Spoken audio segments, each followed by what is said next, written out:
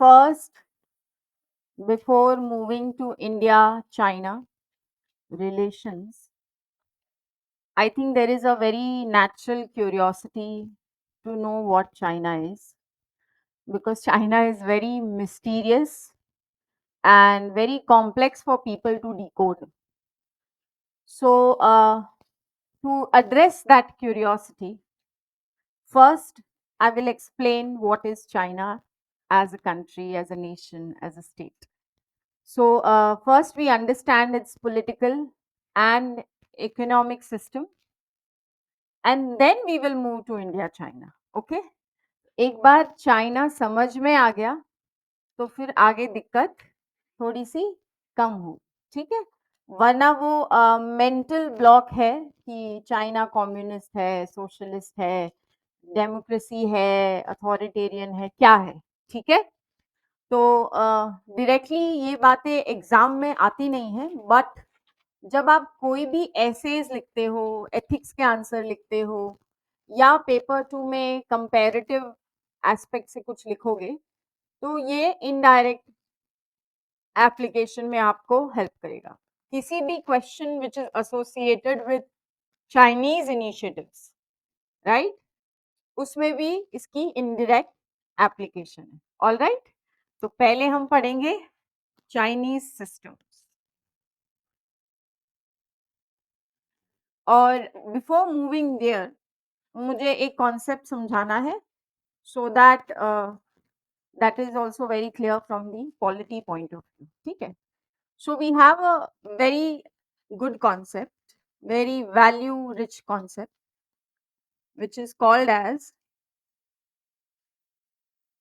democracy. क्या बोलते हैं हम? डेमोक्रेसी, है ना? तो डेमोक्रेसी को दो तरीके से देखा जाता है। How many ways? Two ways. So when we say, एक है democracy in the narrow way, मतलब सिर्फ मैकेनिकली समझना है, तो democracy is a form of government, which means democracy में there are certain masses people and they elect their representatives. तो जैसे हम कहेंगे इंडिया भी है रिप्रेजेंटेटिव डेमोक्रेसी। रिप्रेजेंटेटिव मतलब डायरेक्टली पीपल रूल नहीं करते, but their representative rule on their behalf, which means हम लोग उनमें ट्रस्ट रिपोज करते हैं। क्या करते हैं? ट्रस्ट रिपोज करते हैं, है ना? So representative democracy is like a form of, ऐसे कहते हैं, पावर शेयर करते हैं, है ना? पावर शेयरिंग है ना, मतलब we are giving them the power that we have, so because we are busy in our daily routine activities. तो तुम और मैं रोज जाकर तो गवर्नमेंट के सारे काम, फिर हम क्लास कब आएंगे, आईएएस कब बनेंगे, हम कब पढ़ाएंगे, हमारा घर कैसे चलेगा, right? So that is representative democracy. किस तरीके का कॉन्सेप्ट है? कहते हैं पावर शेयरिंग मॉडल है। क्या है? इन a way,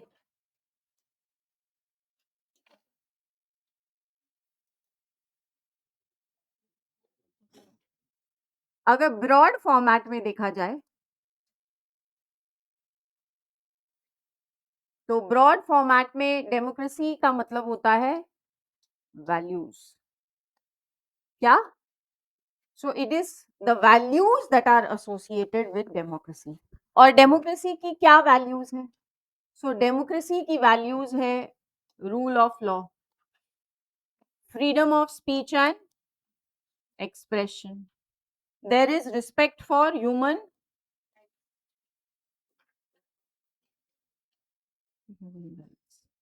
independence of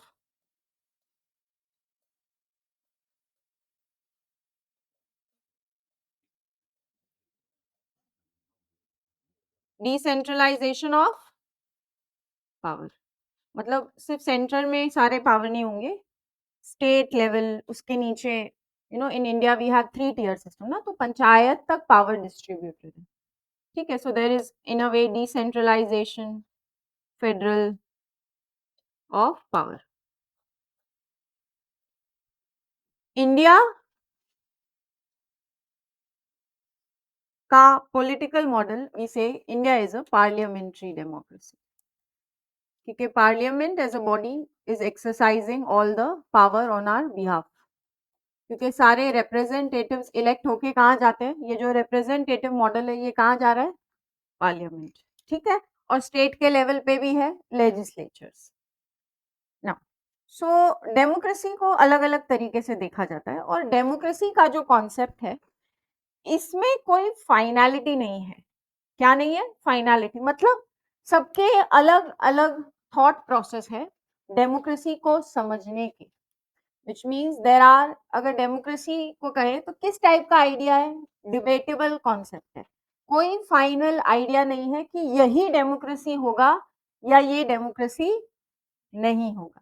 so it is like a contested idea. क्या है, कॉन्टेस्टेड। तो जो भी हमारे ह्यूमन लाइफ में कॉन्सेप्ट हम देखते हैं, जस्टिस को, किसी बुद्धा का अलग है, ठीक है, राइट, जैन का कॉन्सेप्ट ऑफ जस्टिस अलग है, हिंदू का अलग है, वेस्ट का अलग है ना। तो सबके विचार कोई भी चीज को लेके अलग अलग होते हैं, तो हम ये नहीं कहेंगे तुम्हारा अच्छा है और हमारा बुरा है। Is this understood? तो डेमोक्रेसी किस टाइप का कॉन्सेप्ट हुआ? अनअकैडमी अब सिर्फ ऑनलाइन नहीं, ऑफलाइन में भी अवेलेबल है। ऑफलाइन सेंटर हमारे दिल्ली के करोल बाग के ओल्ड राजेंद्र नगर एरिया में, जहां पे आपको मिलता है यूपीएससी सीएससी का इंग्लिश मीडियम बैचेस। इसके साथ साथ हम दिल्ली के ही मुखर्जी नगर एरिया में भी मौजूद हैं, जहां पे आपको हिंदी माध्यम के बैचेस अवेलेबल हैं। और अब हम उत्तर प्रदेश के प्रयागराज में सिविल लाइंस एरिया में भी मौजूद हैं, जहां पे यूपीएससी साथ साथ में यूपीपीएससी के हिंदी और इंग्लिश दोनों माध्यम के बैचेस अवेलेबल हैं। और हमारा नया सेंटर ओपन हुआ है बिहार के पटना में, जहां पे यूपीएससी और बीपीएससी की दोनों की तैयारी एक साथ कराई जाती है। तो अनअकैडमी में आपको मिलता है इंडिया की बेस्ट फैकल्टीज के साथ पढ़ने का मौका। साथ में आपको मिलता है dedicated CSAT and essay writing classes, 360 degree current affairs coverage with monthly magazine, 40+ sectional and full length test of both prelims as well as mains. इसके साथ साथ रेगुलर इंटरेक्शन विद एडुकेटर्स, और मिलता है 1-to-1 mentorship with interview appeared students. So देर मत करें, जल्दी ज्वाइन करें Unacademy IAS, India's best learning platform. Thank you. Contested idea, इतनी बात सबको समझ में आ गई है? Clear? Okay, now let's understand what does China call itself. So China calls itself, एक है यूएसए, एक है चाइना। तो US is liberal democracy, liberal ideas है, और form of government presidential form है। क्या है? Presidential. Liberal democracy based on liberal virtue. China कहता है क्योंकि हमारी जो आइडियोलॉजी है वो क्या रही है, लार्जली डोमिनेटेड बाय सोशलिज्म रही है, तो हम है सोशलिस्ट कंसल्टेटिव डेमोक्रेसी। क्या बुलाते हैं अपने आप को? Socialist consultative democracy. तो कहने का मतलब है कि जब वो अपने आप को कंसल्टेटिव बुलाते हैं, विच मीन्स कि एज सिटीजन्स एक फॉर्म ऑफ कम्युनिकेशन तो ओपन होगा, एक मीडियम ऑफ चैनल तो होगा बात करने का, डिस्कशन करने का, लेकिन जैसे रिप्रेजेंटेटिव डेमोक्रेसी में पावर शेयरिंग हो रही है ना, वैसा नहीं होगा। बात समझ आई? विच मीन्स कंसल्टेशन क्या है, मैंने तुम्हें पूछा कि कैसे चीजें करनी चाहिए, so there is a sort of consultation. क्या होगा? कंसल्टेशन। तो it is like a mode of or channel, mode or channel of communication. और ये करते कैसे हैं इसको? How do they do? तो मेयर्स मेल बॉक्स करके कॉन्सेप्ट है, मेयर्स मेल बॉक्स है ना। तो हर लोकल लेवल पे एक मेयर्स मेल बॉक्स होगा, और आप उसमें अपने जो भी आइडियाज हैं, सजेशंस हैं, जो देना चाहे आप दे सकते हैं। Okay, so they call them as what?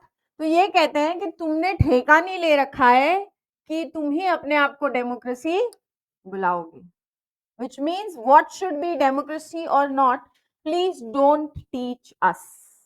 We are also a democracy. We are different from you. We don't want to be like you. China will say that. So China will call itself a socialist consultative democracy. अब असलियत में देखते हैं कि ये सचमुच work कैसे करता है। ठीक है, ये कॉन्सेप्ट समझ आया सभी को? तो पीपल कैन गिव सजेशंस, लेकिन सारा कंट्रोल ऑफ पावर सिर्फ स्टेट में नहीं, किसमें है? Communist party of China. किसमें? Communist party of China. अब देखते हैं कैसे। तो ये है हमारे जी जिनपिंग। कौन है ये? Xi Jinping, and he is the president of China. क्या है ये? प्रेसिडेंट।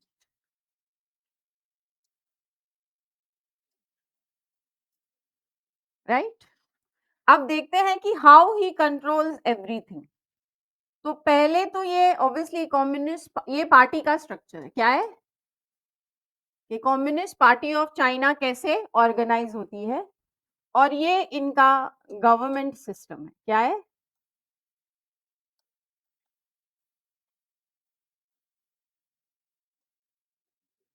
राइट। तो सबसे टॉप हियरार्की में कौन होता है? प्रेसिडेंट। तो वो है जनरल सेक्रेटरी। ऑलराइट। फिर जो सबसे कोर डिसीजन, जैसे इंडिया में कैबिनेट कैसे है, जैसे सबसे कोर वाइटल डिसीजन मेकिंग कौन करता है? ठीक है, वो है पोलिट ब्यूरो स्टैंडिंग कमिटी। क्या नाम है इनका? Politburo standing committee. तो सबसे ऊपर है PSC, पोलिट ब्यूरो, मतलब चाइनीज टर्म में इसको पोलिट ब्यूरो, हम लोग कैबिनेट बोलेंगे, they will call it as पोलिट bureau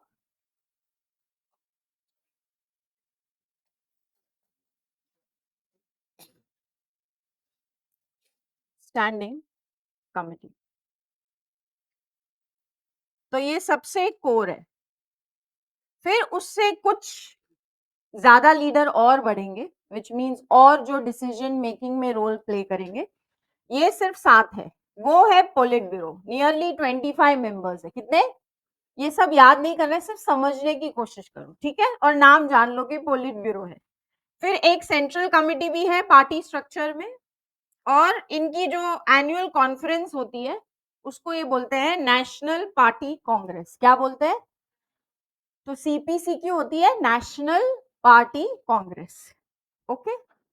अब अब इनका देखते हैं दो हाउसेस।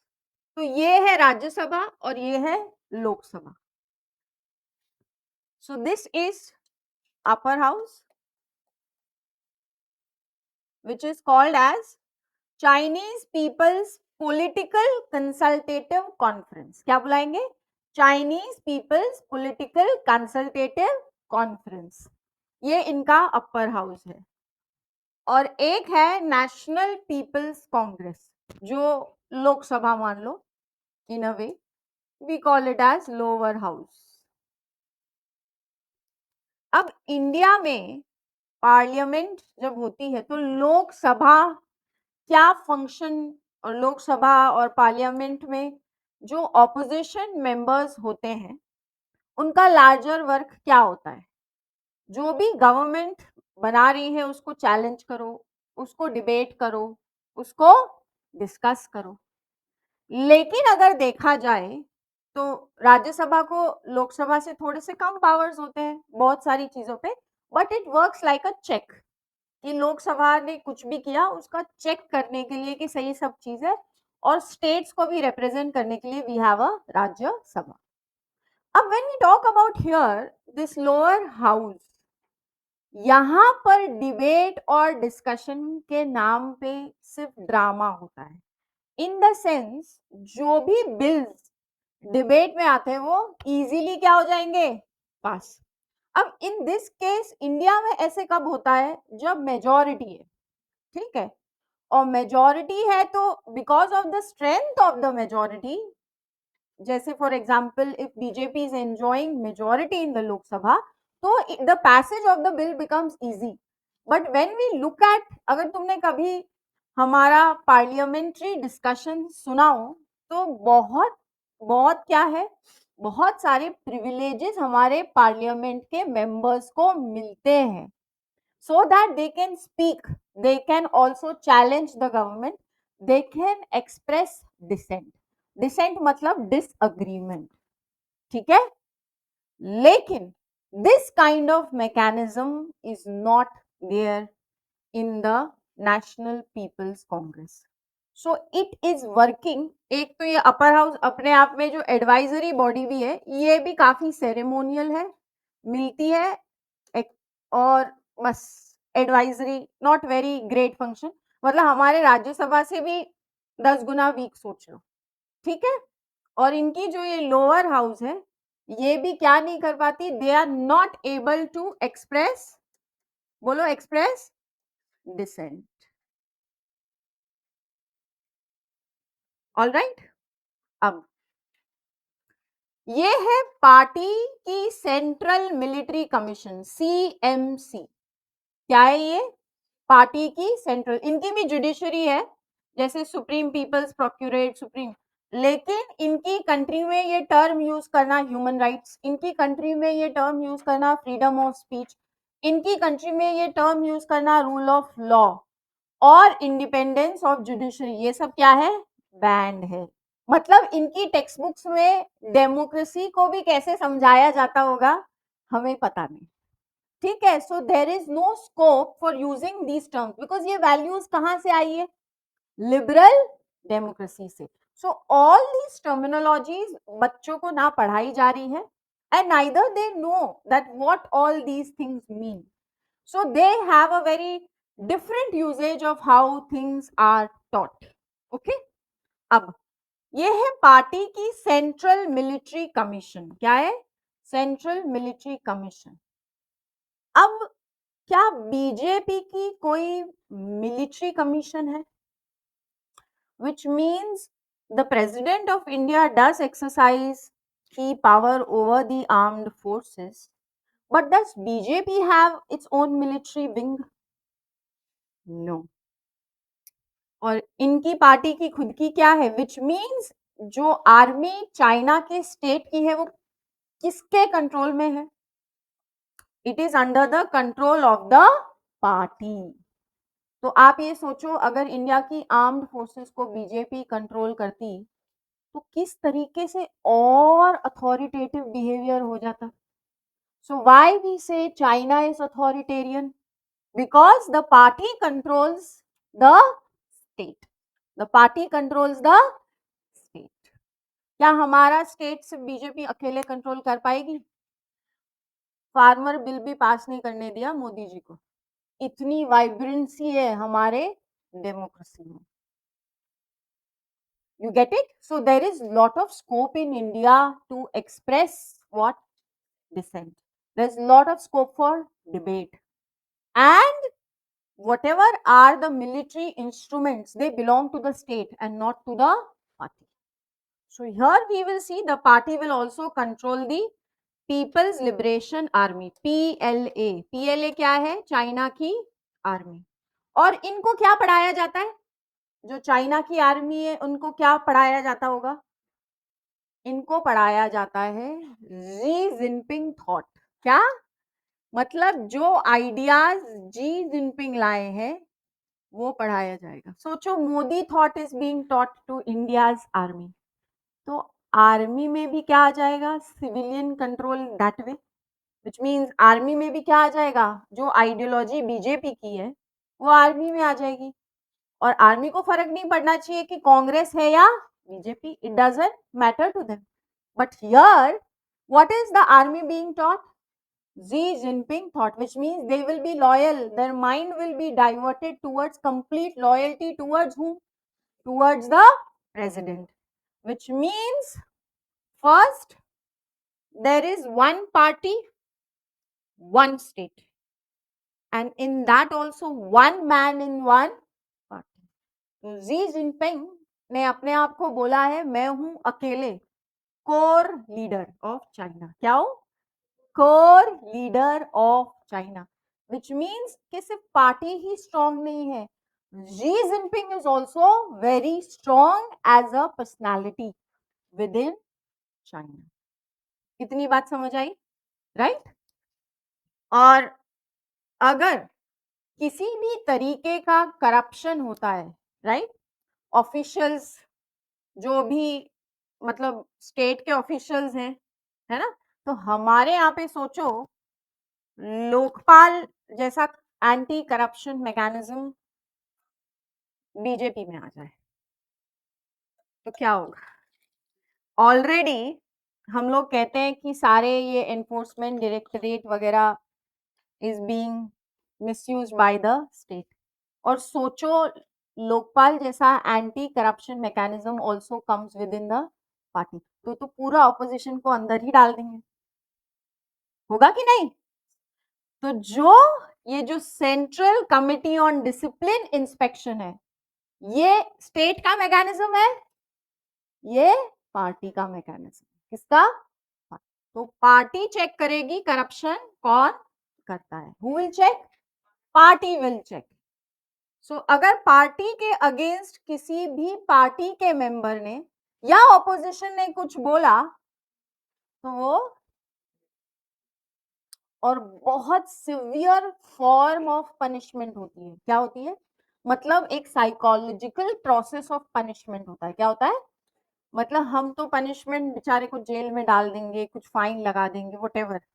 यहाँ पे एक साइकोलॉजिकल प्रोसेस विच मीन्स तुम्हें आइसोलेट करके इतना रिगोरस मेंटल प्रेशर दिया जाएगा कि आपको अपनी पनिशमेंट को क्या करना पड़ेगा? एक्सेप्ट करना पड़ेगा, या आप मर ही जाओगे। This is what happens. So calling itself a democracy is a sham. Sham है, क्या है? शैम मतलब एक धोखा। इट इज अ धोखा। इतनी बात समझ आई? तो whoever thinks after understanding this that China is democracy like India or US, God help you.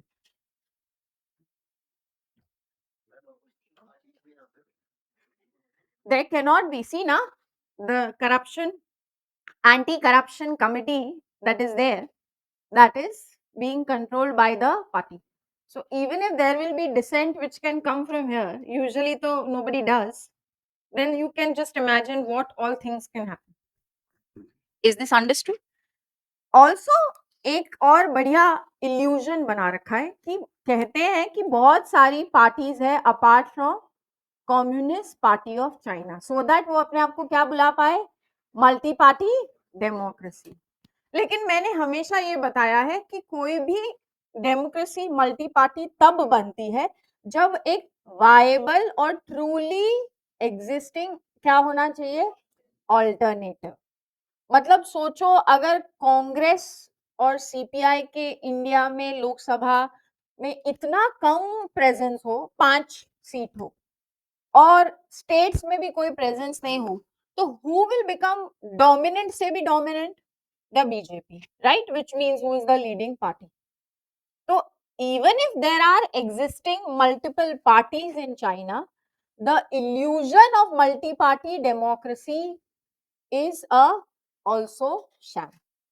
सिर्फ इल्यूजन है, मन घड़न कहानी, ठीक है, सो दैट ये कह सके कि सिर्फ एक ही पार्टी नहीं है, there are, but in parties का कंट्रोल ओवर डिसीजन मेकिंग कितना है? वो बहुत क्वेश्चनेबल है। हमारे यहाँ तो प्राइम मिनिस्टर को भी कुछ भी बोल देते हैं, मतलब इतनी लिबर्टी भी है, इतनी हिम्मत भी है, और China, you can not do that. Is this clear? So it is what kind of model? We say it is one party, one state, and what else can I say? One man.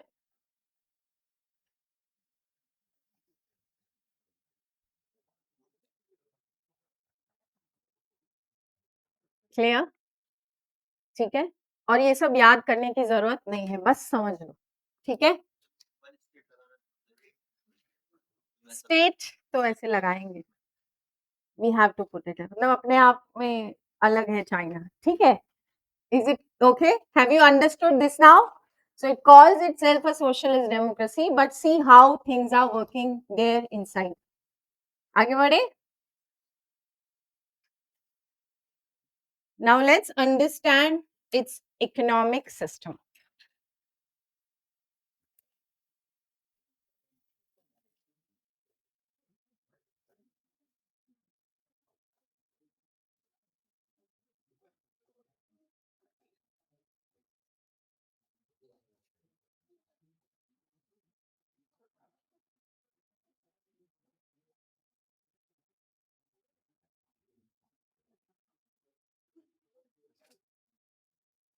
So China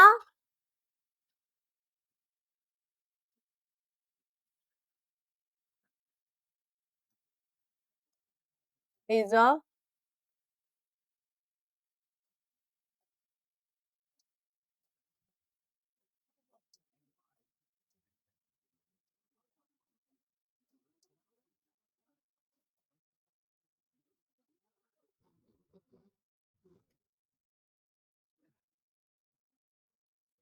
what do we call it? Party, ठीक है। अब state capitalism का मतलब क्या होता है, तो अपने आप में सुनकर ही थोड़ा अपोजिंग कॉन्सेप्ट लग रहा होगा। तो पहले पार्टी को नहीं देखो, ठीक है, इसको बाद में समझाएंगे, पहले सिर्फ देखो state capitalism, which means what is state capitalism? Capitalism मतलब what will be existing? Markets and private firms will be existing. So market will exist and private sector will.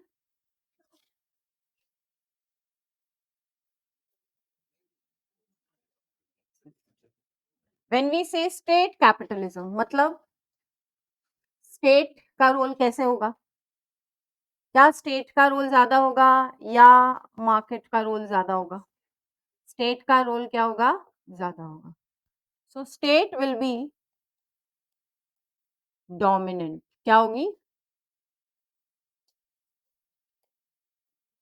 Which means early if we see वहां पे भी planning and centralise planning थी, क्या थी, centralised planning थी। अब when we say state dominant with coexistence of the market or private sector, इसका objective क्या है, व्हाई वी हैव दिस? तो doesn't it look like mixed economy, public and private दोनों एग्जिस्ट कर रहे हैं, तो does it look like a mixed economy or no? Yes, so it is a mixed economy. लेकिन mixed economy का purpose क्या होता है? यस, मिक्स्ड इकोनॉमी का पर्पस होता है डेवलपमेंट। क्यों बनाई जाती है mixed economy? For the purpose of developmental objectives.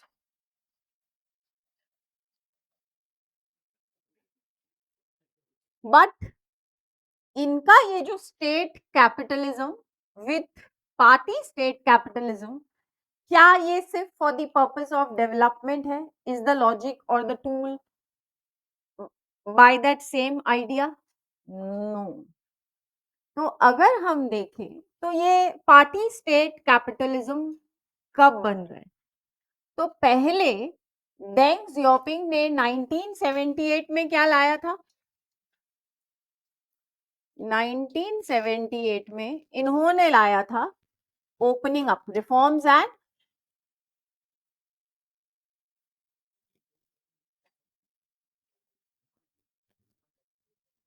और इनको इन्होंने बुलाया था, मतलब देवर ओपन देमसेल्व्स टू मार्केट, है ना, मार्केट लेड इकोनॉमी। मतलब जो एलपीजी सोचो इंडिया में came very late, they liberalized that way when in 1978। और उस समय इन्होंने इसको कहा था मार्केट सोशलिज्म। क्या बोला? Market socialism. मतलब हमारा जो सोशलिज्म है वो चाइनीज का स्पेसिफिक मॉडल है, चाइनीज कैरेक्टरिस्टिक्स के साथ। क्या है? मतलब हम किसी को कॉपी नहीं करना चाहते, ना ही we want to copy the Indians, neither we want to copy the Russians, neither we want to copy the British idea of socialism. हमारा खुद का मॉडल है, तो हमने इन्होंने कहा हमारा मॉडल है मार्केट सोशलिज्म।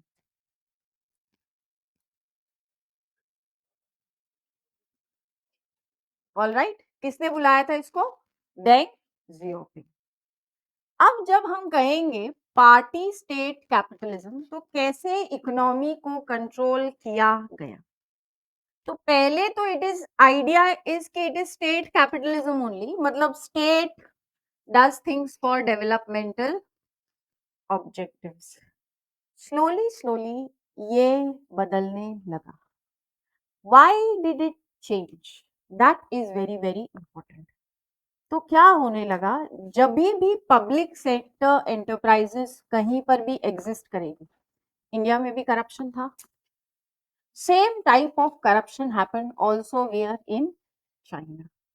ठीक है, तो चाइना में जब बहुत ज्यादा करप्शन होने लग गया, और corruption means you are using the public office for private gains. We also see एक और फिनोमिना कि बिजनेस और क्या है, ब्यूरोक्रेट्स के बनने लग गए लिंक। और यहां पर किसके लिंक्स बनने लग गए? Businesses as well as party के की लीडर्स। किसके? बिजनेस और पार्टी के की लीडर्स जब अगर साथ में आते हैं, सोचो एकदम इंडिया के कॉन्टेक्स्ट में एकदम सरल भाषा में समझाऊं तो imagine it is Modi and Adani coming together,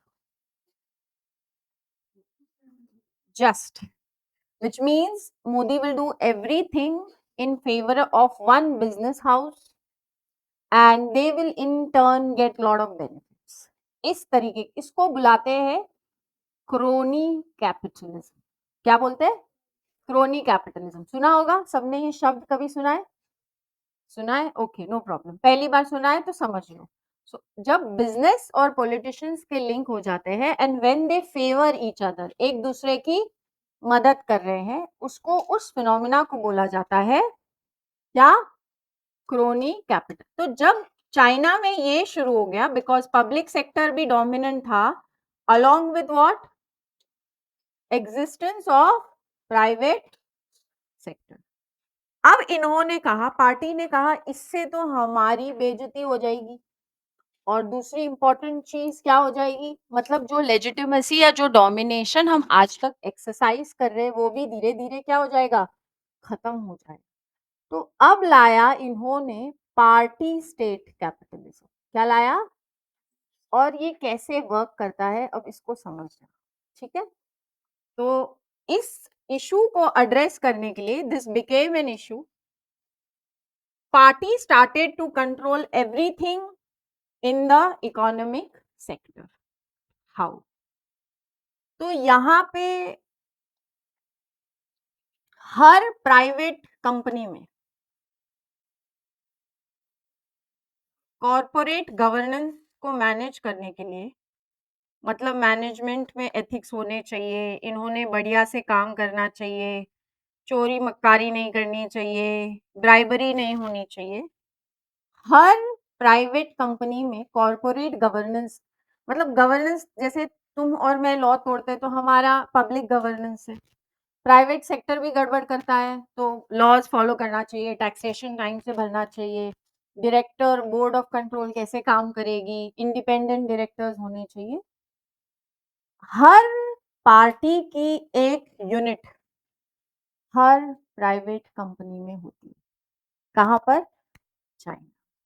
so there is what, तो इमेजिन इन रिलायंस और इन जियो और इन यू नो फ्लिपकार्ट, ठीक है, any Indian company, there is a BJP unit to ensure that Flipkart और जियो इज वर्किंग प्रॉपरली।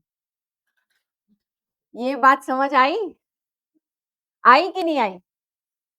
तो वही चीज क्या है चाइना में, which means in China her private entity, Alibaba का नाम सुना है?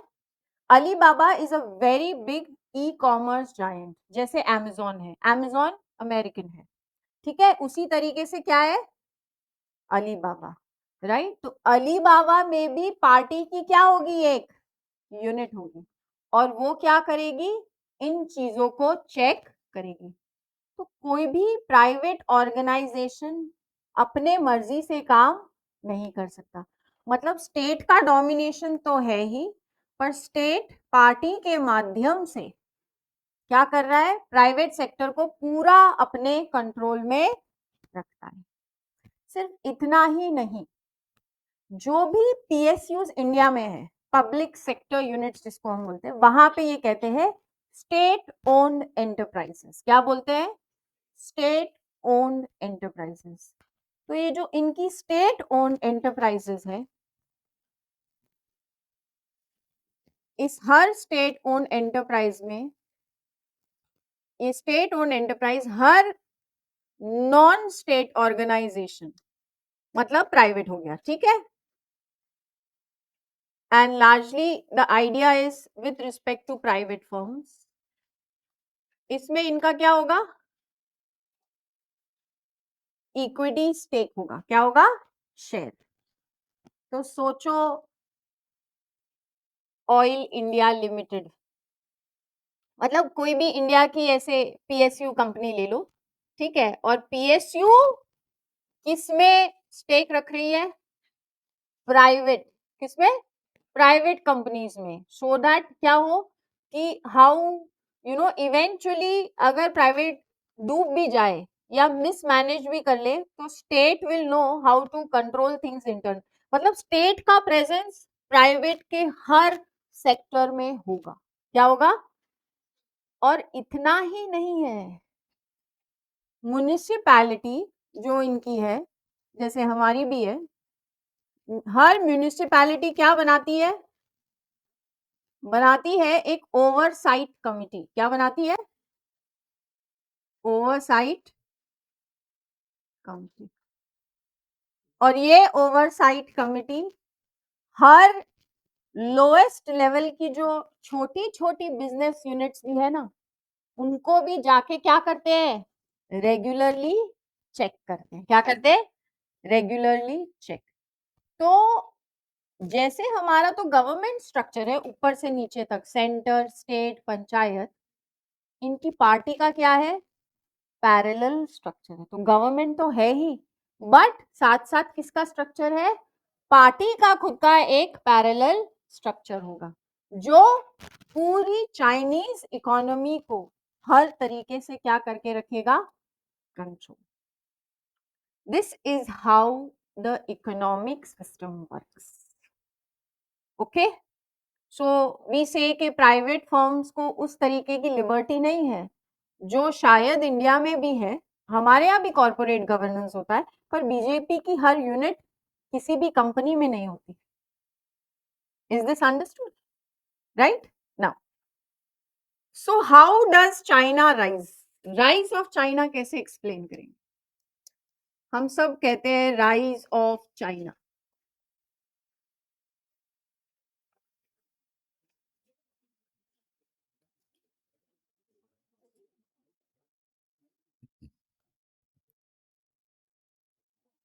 So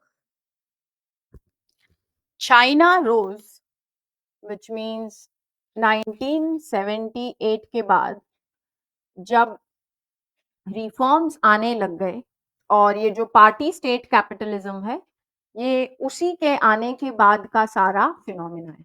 is this understood, which means how the economy and private sector is still dominantly controlled by whom, by the state, and it becomes more strict after coming of Xi Jinping. Is this understood, ठीक है।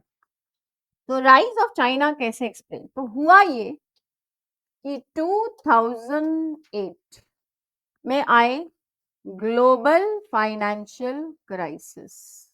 क्या आया, global financial crisis, which means before this already जो economy की fundamentals है उसको इन्होंने strong कर दिया, विच मीन्स मैन्युफैक्चरिंग को,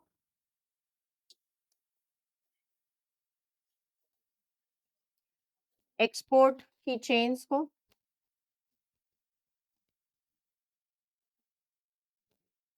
इंडस्ट्रियल टाउन्स हैं यहाँ पे हर जगह। मतलब अगर अमेरिका में क्रिसमस मना रहे हैं लोग, बदौलत किसकी है पता है? बताओ क्यों? तो क्रिसमस में जो सारा मटेरियल यूज होता है ना, वो सब बनता कहाँ है? चाइना। इंडिया के जो बरेली के झुमके हैं, उसका भी कॉपी कर लिया है इन्होंने। तो हमारी जो इंडिजिनस आइटम, जैसे जो भी फेमस है, अब समझ में नहीं आएगा कि ये इंडियन है या चाइनीज। इंडिया में टॉय इंडस्ट्री को भी देख लो, है ना, absolutely dominated by Chinese. So we mean to say कि हर दुनिया में जो जो चीज बिक रही है, चाइना हैज क्रिएटेड व्हाट। तो ऐसे वर्ल्ड फैक्ट्री बोलते हैं चाइना को। अगर आप देयर इज लाइक ईवू करके एक जगह है, अगर वहां जाओ, प्लस इनके इंटर स्टेट टैक्सेस, जैसे हमने तो आज अभी जीएसटी वगैरह लाया है इंडिया में, तो इनके जो इंटर स्टेट टैक्सेस वगैरह कुछ नहीं है। तो पूरा सप्लाई चेन इंटरनल एकदम झकास, विच मीन्स इतना ईज है, कोई भी स्टेट दूसरे प्रोविंस में क्या नहीं लगाता? टैक्स। इतनी स्ट्रॉन्ग इंटरनल सप्लाई चेन है। दूसरा इंपॉर्टेंट चीज, हर चीज की means if you will go to China, there will be एक, अगर अम्ब्रेला का एक सेक्शन है, अगर इन सम टाउन्स, तो वो इतनी टाइप ऑफ अम्ब्रेलाज वहां पे प्रोड्यूस होगी कि तुम हैरान हो जाओगे। अगर बैग्स का है तो वो बैग्स ही चल रहा है, बैग्स ही चल रहा है। That kind of division of the city. And मतलब होलसेलर्स जाते हैं और चाइना से कंटेनर्स पैक करवा के, ऑर्डर करके, शिपिंग होके सब across the world it spreads. So they have become world's factory. Is this understood? But how do we explain this rise? They have done this today. Global financial crisis के बाद इन्होंने लाया एक debt stimulus package. क्या लाया? Which means stimulus package.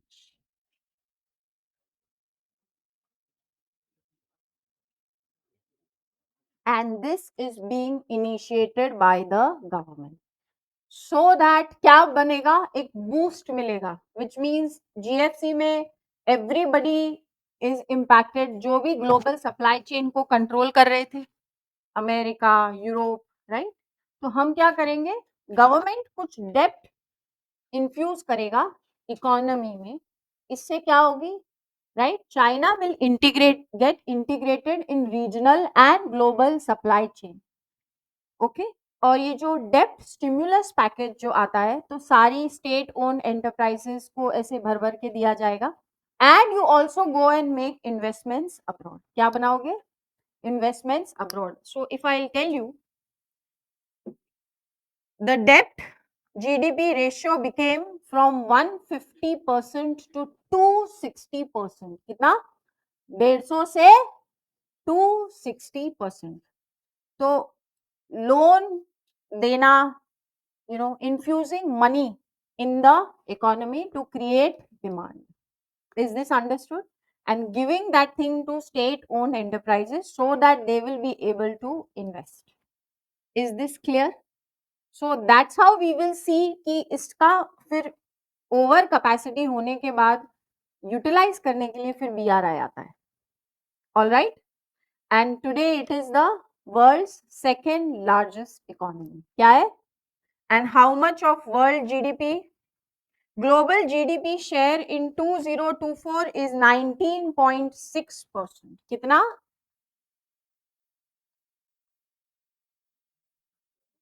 Yes.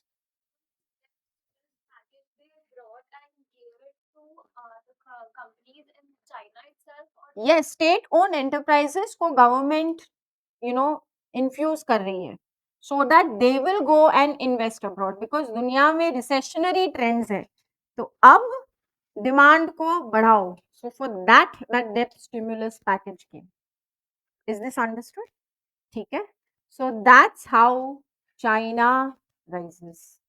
अब समझ आया चाइनीज मॉडल? क्लियर, एकदम क्लियर सबको? ग्लोबल फाइनेंशियल क्राइसिस बेटा, ग्लोबल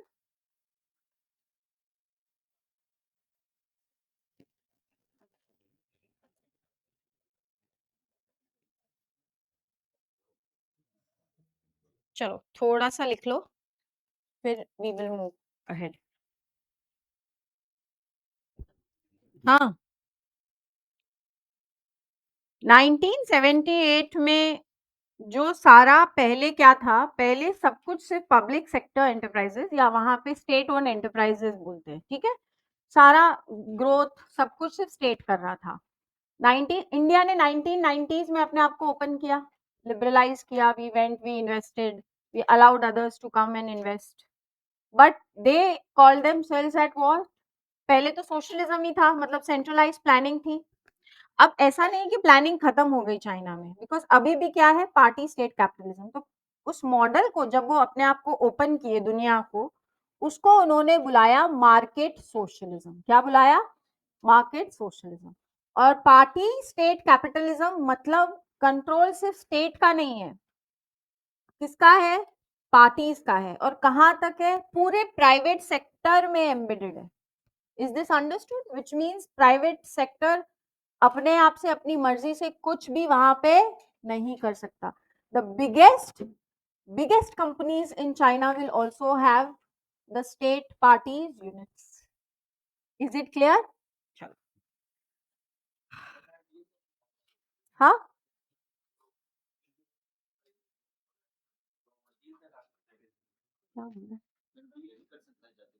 डील मतलब इन व्हाट? हाँ, नहीं, डील नहीं करेगा। इट विल ओवरऑल लुक कि किसी भी पार्टी के ऑफिशियल का यहाँ पे कोई लिंक नहीं है, करप्शन को चेक भी करेगा और ओवरऑल मैनेजमेंट एथिक्स को मैनेज करेगा। Effectively it is overseeing all the private sector, कि private sector should not be left on its own, वरना वो अपनी मर्जी से जो है वो करता है, and that can रूइन overall economy, prospects, everything. ठीक है, ये आइडिया है। ऑल राइट, चलो। Yeah, you can say in a way liberal because they open themselves to markets. Huh? But they say it is socialism with Chinese characteristics. तो इनका हमेशा एक ही line याद रखना है, ये बोलेंगे कि फिर हम जैसे ही चाइना को किसी भी मॉडल में फिट करने की कोशिश करेंगे, तो फिर सब मामला वो कॉन्सेप्ट का ही 12 बज जाता है, क्योंकि ना so it that's why they always say socialism तो है लेकिन हमारे कैरेक्टरिस्टिक्स। ठीक है, जैसे फॉर एग्जाम्पल अगर इंडिया के फेडरलिज्म के मॉडल को बोलना है तो कहते हैं सुई जेनरिस। सुई जेनरिस मतलब अपने आप में यूनिक। तो neither we are completely like Americans, neither we are completely like Canadians, okay, we have our own model. We are not completely unitary also, neither we are completely federal like the American model. तो हमने बुलाया हमारा federalism क्या है? स्वीजन। तो China अपने आप को क्या बोलती है? हर चीज में बोलेगी socialism with Chinese characteristics, democracy which has Chinese characteristics. Okay, अपने आप को अलग बनाने की कोशिश, मतलब we are not like anybody and we don't want to be. Chinese will say that. समझ आया? चलो, ठीक है। अब कोई भी घर में पूछ ले या कॉलेज में पूछ ले तो उनको बोलना तुम्हें आता है कि चाइना में चल क्या रहा है, ठीक है? फाइन। अब quickly note down, right?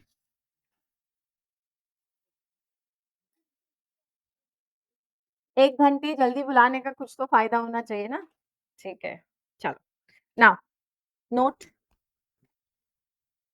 Note, right? Chinese political system, Chinese political system,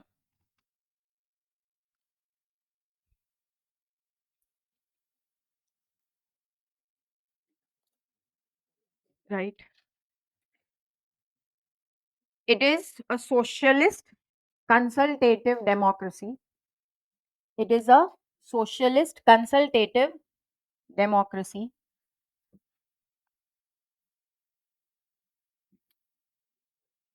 and different from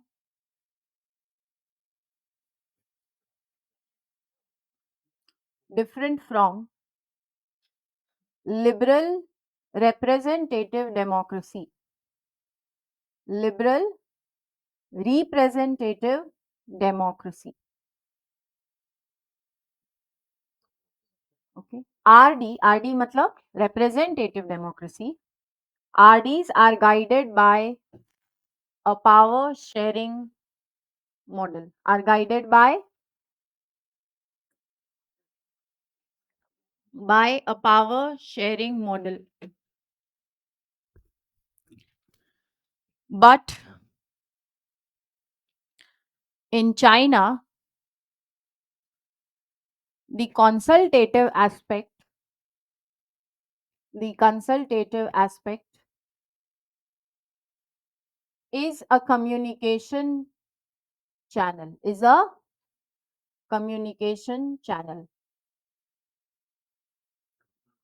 and power is not shared. Power is not shared. Okay. फिर ऐसे लिखो,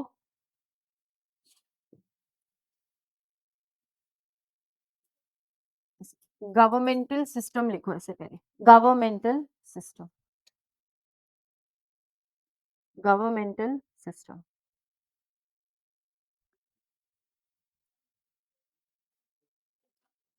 Okay. Both the houses of legislature, ठीक है, both the houses of legislature function as nominal bodies,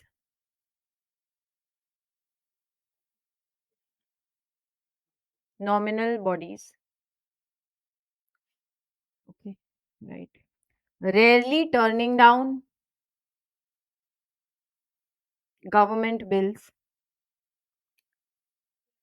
turning down government bills, and confined space for debates. And there is confined space for debates. Confined space for debates. Okay. The lower house, that is the NPC. NPC क्या है? Lower house. National People's Congress. The NPC is a rubber stamp legislature. Rubber stamp legislature. Rubber stamp legislature. ठीक है? Right. And the upper house, that is CPPCC. CPPCC. So Chinese People's Political Consultative. The upper house is merely a ceremonial political advisory body. Merely a ceremonial political advisory body.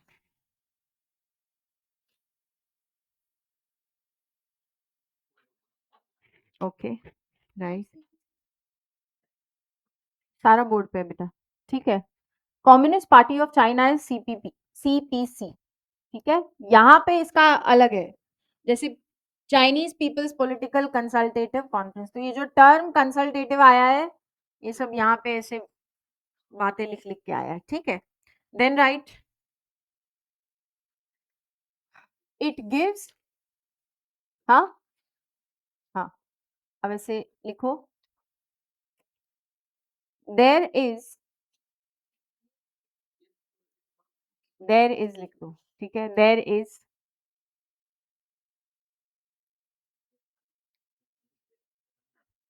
There are लिखो, there are other political parties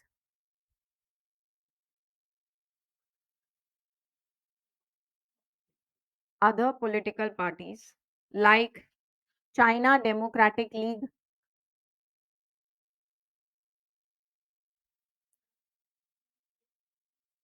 China Democratic League, China Association for Democracy.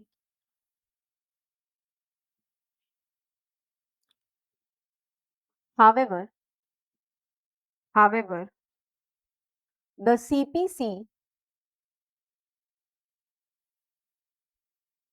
the CPC controls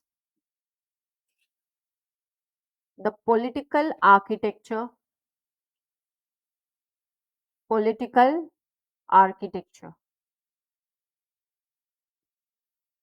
Okay, right. The multi-party democracy is merely an illusion. The multi-party democracy is merely an illusion because they are not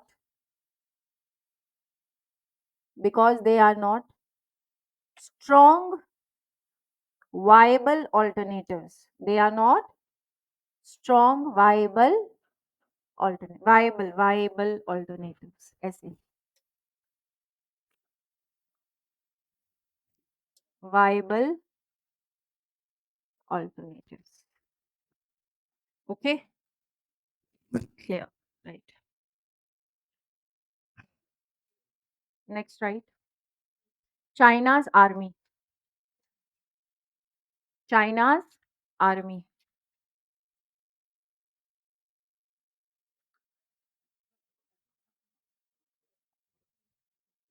China's army. The PLA. The PLA. People's Liberation Army. Okay, is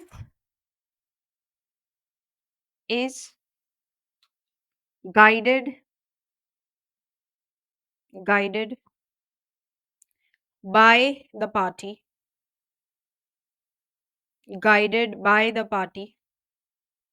party,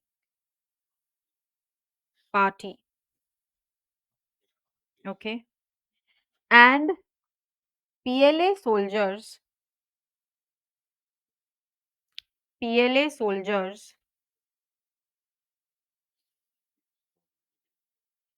PLA soldiers ideologically trained are ideologically trained with Xi Jinping thought. तो अब ये party control कैसे करती है? Bye right, ऐसे लिखो, party central military commission. तो CMC किसके अंतर्गत है? ये पार्टी की विंग है और ये पूरी आर्मी को कंट्रोल करती है। Party CMC controls the army, central military commission.